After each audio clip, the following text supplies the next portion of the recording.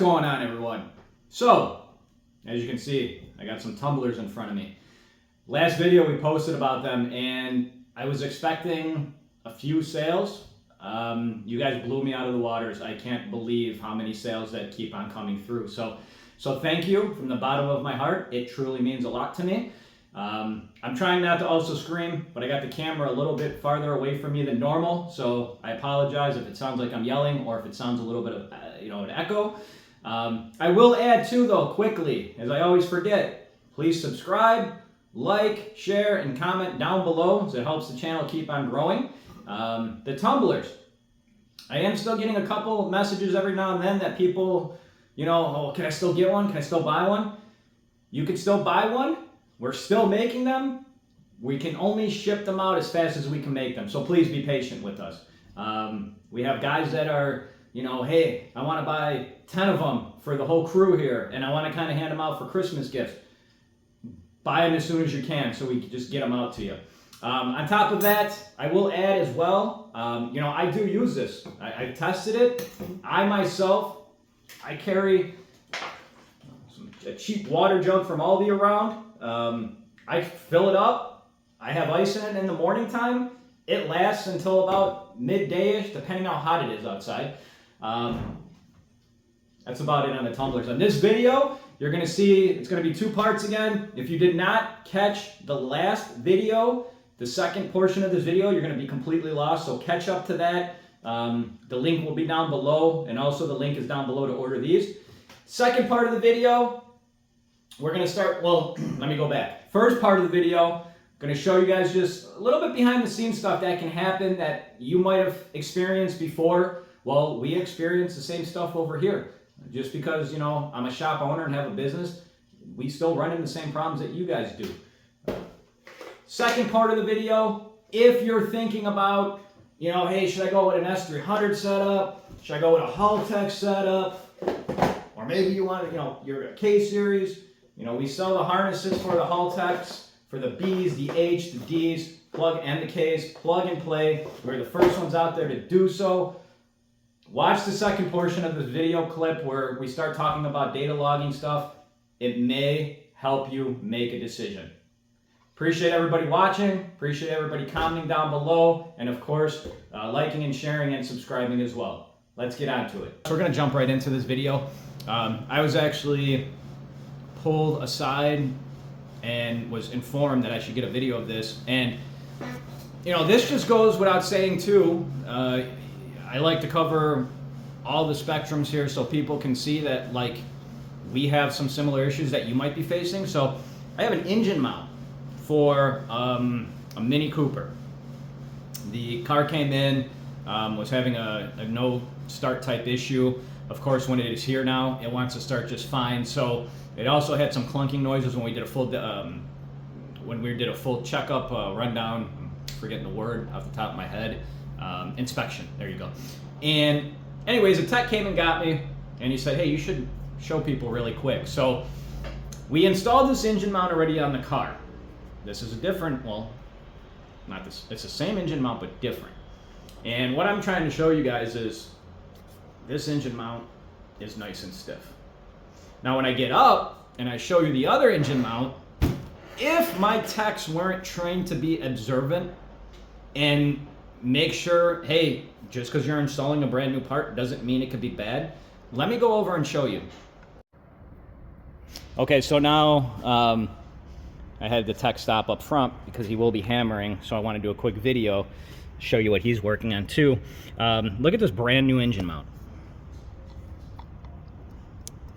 So it's brand new, looks brand new, but definitely don't like how that's moving. So we are going to be taking this off. We're going to be installing that other one because it's a lot firmer, and I don't want to hold up the tech working on this other project.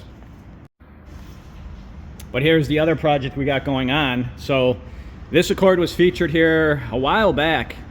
One of the cleanest Accords I have ever seen. And if I remember, I'll also include the video down below. And I'm talking about all around cleanliness, outside, inside. It looks like a brand new car.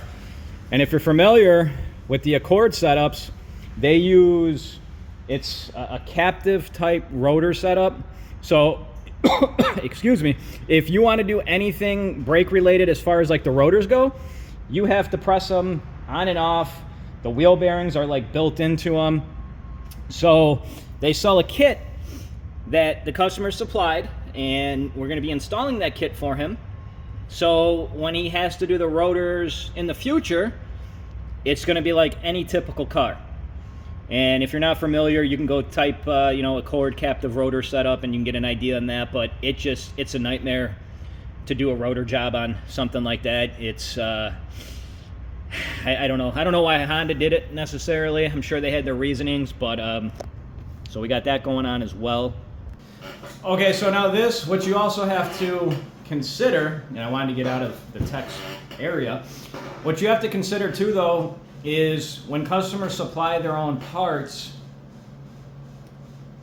if they're not doing the inspection of the part, and let's just say it goes over our head and we don't catch it, the car can have a similar problem. So you gotta watch where you're buying stuff. Even at times when we have vendors that we trust and pay them a good amount of money weekly, monthly, yearly, you still every now and then can get a part out of the box that's just, I would call that bad. Also keeping in mind, every now and then, we don't like to take in cars from other shops, but we have seen an uptick where guys will call us, say, hey, I had this problem, another shop did A, B, and C, but I'm still having the problem. Well, we have to take their word, and they have to take that other shop's word, but now you have 3 people all together, and speaking of the owner of the car, where it's like, well, was that part replaced? Was it a good part to begin with? There's so much stuff. And we have another car right now that we're trying to diagnose a problem, and since we didn't provide the parts, it makes the diagnostic procedure that much harder.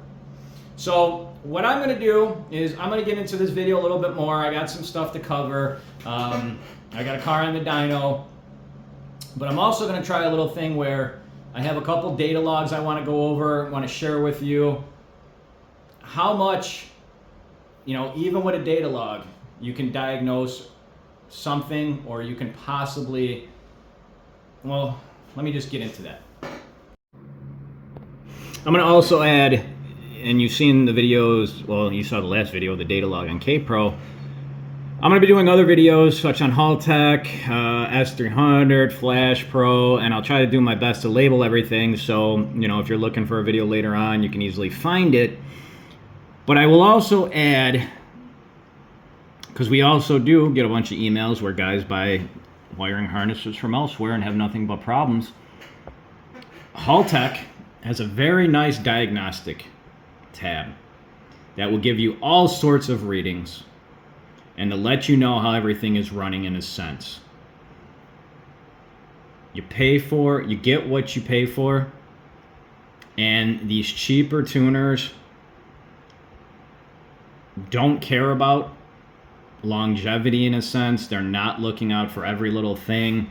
I've been asked too recently, will I do street tunes? I will not.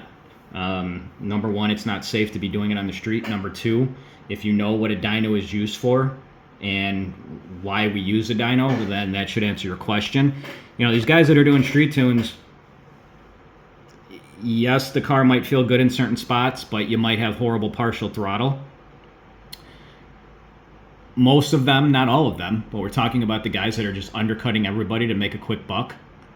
Those are the same guys, and if you're in the 9-Gen Civic community, I won't even mention the name, but you probably know who I'm talking about, took a bunch of people's money and just left them high and dry because they don't care about their name. They don't care about their long-term business name. They don't have that.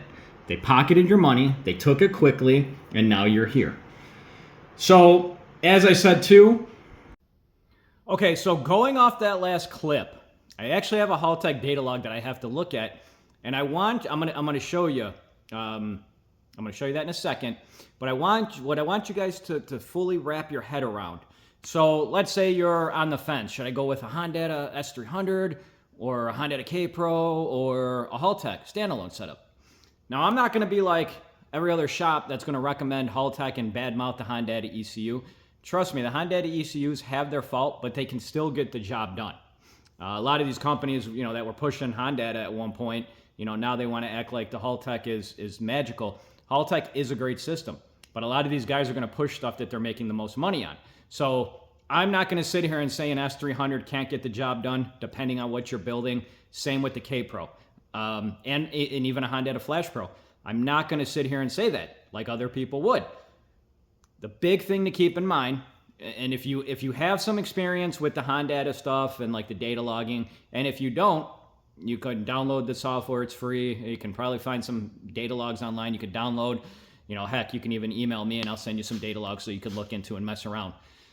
The biggest thing, and I was just speaking to a customer about this, he wants to make a certain power. The S300 definitely can handle that, but later on when you want to build on top of that, or as I'm going to show you, if you have to diagnose something, it's a lot easier to do so in Haltech for a bunch of different reasons. So if you're on the fence, think about the long term, think about the power, and then speak to somebody that, either a local tuner you're going to support, a local shop you're going to support. You call us, you get everything through us. I'm going to sit there, I'm going to give you the support, I'm going to talk to you. What you have to remember, and also too, I see a lot of guys that go with the very, very low end, ECU, and then later on when they need more inputs available that they're out of them. You got to keep that too in mind. So just because one ECU might have, it's only got one extra input and that's all I need for now.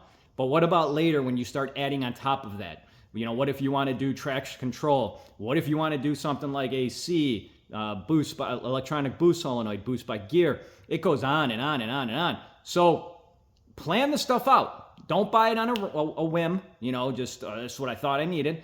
And as I always say in my videos, if you're new here, you have never seen me before, you talk to us and you support us, we're going to be there for you. The biggest thing that we're not going to do is you're not going to be able to call us or email us, get everything that you need, and then go buy it like on Amazon or eBay for even cheaper. We don't work on that way. That doesn't pay the bills. So that's why I said, and you could find any, you got a local shop you work with, talk to them. Hey, tell them what you're doing. Tell them that you're not just trying to waste anybody's time, because that's the biggest thing. Our time is valuable. Everybody's time is valuable. Your time's valuable too. So let me show you, though, this data log and get into detail on that as well. Okay, so I have the camera recording, so I'm going to be working through the actual camera itself. As I said before, yes, I should get the program all set up to do it so it saves it, but hey, I'd rather get something out there than not get something out there. So we have a data log pulled up, and as I was saying, if the very up top right here where this arrow is, there's a bunch of tabs that you can set up. There you go. So there's a bunch of tabs you can set up. They have, if you wanted to add a new page, you can either go off of what they already have for you. Let's just say you wanted to do some drive-by-wire testing. They have, sorry about that. Let's just say you wanted to do some drive-by-wire testing. So, okay, that's a whole tab that they have already created. You can make your own tabs though. So whatever you want to do, however you like it. Right now, as I was speaking beforehand about the diagnostic tab, you can see it all open. You can see right here where the data log is paused. The fuel pump is on. The injector frequency is on. The ignition switch state is on. And then you got stuff too where, oil pressure, you got your triggers, you got no air, the trigger sync state is running. So all of this stuff later on can help you diagnose something fairly quickly. Let's say, you're having some issue with a sensor, or let's say you're having an issue that you can't pinpoint it, you can quickly look for voltage. The other thing too is, so they have an I/O report, it's called. So basically what the I/O report is going to give you a list of the wiring and how it's all set up in the setup. So you can go through, you could scroll through it all and see everything. But here's something cool that I'll show you guys. So we close out of here and let's just click play the data log. Let's go up here. The I/O report will actually show you what's going on with every little sensor and stuff. And it'll also show you if there's any significant changes right off the bat. So let's just say you're having like a stumbling issue and you see something that, see how everything is flashing green shortly?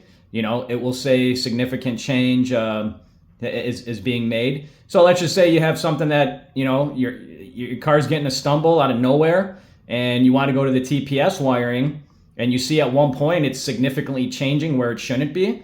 Well, then you can kind of pinpoint what's going on in a sense and figure out, you know, hey, is it a wiring issue or a sensor issue? So, you know, all of this stuff can be done through Haltech. You can't do this on, you know, like a Hondata setup. And then the other thing too, there's certain stuff in data logs on Hondata that I can't even see. So if I'm remote tuning you, I have to literally ask you like, hey, is this, how is this on your end? That's just how it is. So you keep that in mind as well.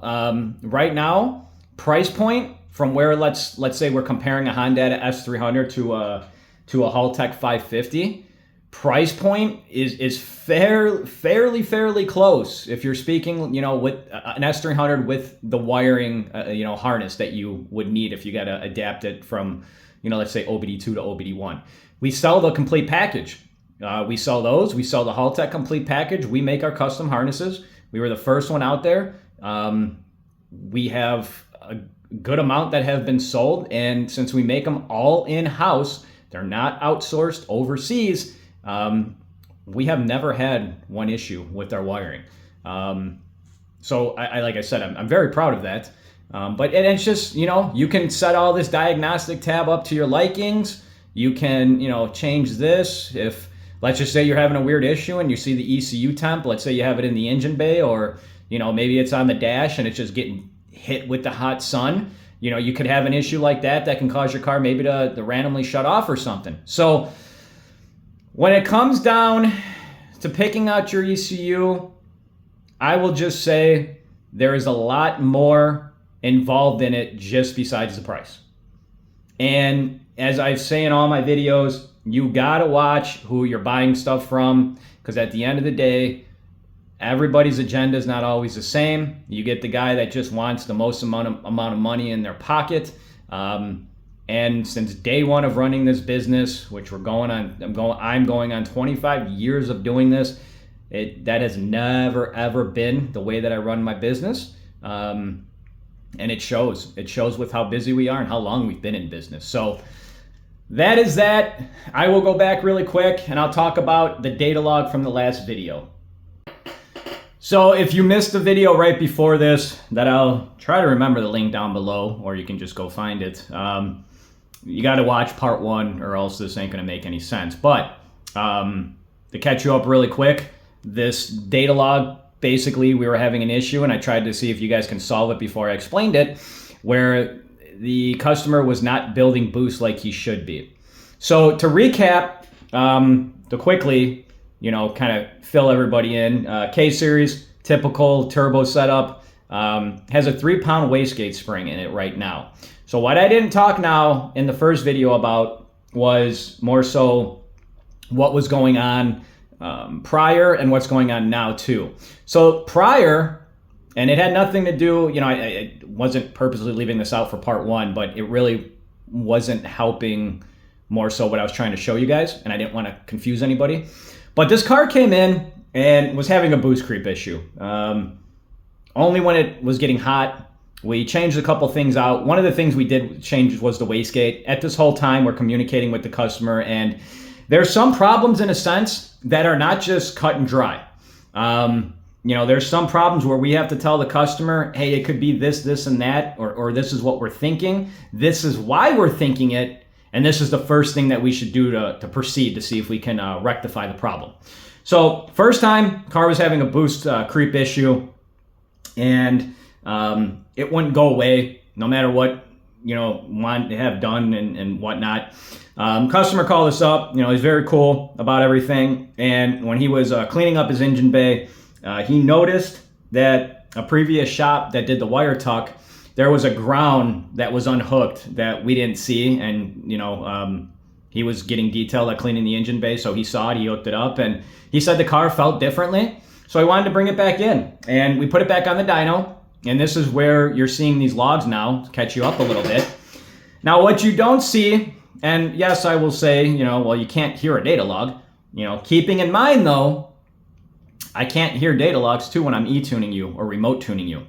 So a lot of e-tuning and remote tuning, you have to be observant to yourself. And it's kind of hard if you're not a car person. That's one of the things too, while I'll say, well, one of the many things why a dyno tune is always better. If you're local, we get guys that will ask sometimes, hey, should I do a dyno tune or an e-tune or a remote tune, whatever you want to, or an e-tune or a dyno tune. There's a little bit of a difference between e-tuning and remote tuning, at least in my head there is. E-tuning, I'm going to send you a revision in an email. Remote tuning is usually done live, which I offer too. But anyways, going back to this. So when the car was on the dyno, this is what we're seeing, but it wasn't all the time. Sometimes the car was acting fine. Other times, boost would be opening up slowly. Well, the wastegate, well, actually, I just kind of gave you an answer there, but boost would not be building up like it should. And what we found out was the wastegate was opening. Now, you keep in mind with our dyno area, any dyno area, very, very loud. So at times, you might not always hear that wastegate depending on when it's opening. In this case, I actually had one of the techs here stand by the car when I was doing a pull just to listen in a safe area. And I said, hey, can you just verify what I'm hearing inside the cabin is what we're hearing outside? Did a pull, and right away he said, yeah, the wastegate, it sounds like it's opening. We did a couple things to verify that. For some odd reason, the wastegate does not want to hold, and it's a brand new quality or name brand wastegate that is quality. So now you come to the fact, and you got to figure out, why is the wastegate opening up before it should be? And I'm gonna, because I know where I'm at in the video too, lengthwise, I'm gonna leave it at that. I want you guys to tell me your opinions. I want you guys to give me your thought. What would cause this wastegate to open up prematurely? But then also take in mind, guys, also at one point, he was also suffering from boost creep. And if the wastegate now wasn't opening up prematurely, I'm pretty much sold 99% that he would have the boost creep issue. So, and I'll just give you two more info. It's running off wastegate spring. There's no electronic boost solenoid. There's no boost by gear setup. There's no manual boost controller. We want to rule all those, take everything out of the equation in that sense to make it easier. So what do you guys think on this one? And if you guys comment down below, then I'll definitely read them off maybe in my next video or not. But let's hear it. So I think that's about it for this video. As I said, I think in my other videos, I'm trying something a little new out. I want to expand your brain. The main reason why I started this channel was to educate, was for you guys to see a little bit of a different thing that you guys always see online, maybe with other other vloggers or whatever you want to call them. The standard stuff. This is just stuff that this could be a daily type basis that we have to always we have to keep our minds open on stuff. You saw the engine mount that I'm talking on the Mini Cooper. Should have been a standard, straightforward job, easy. Well, you see what can happen too. So appreciate everybody watching. Please like, share, comment down below. It helps tremendously. And subscribe. Thanks, everyone.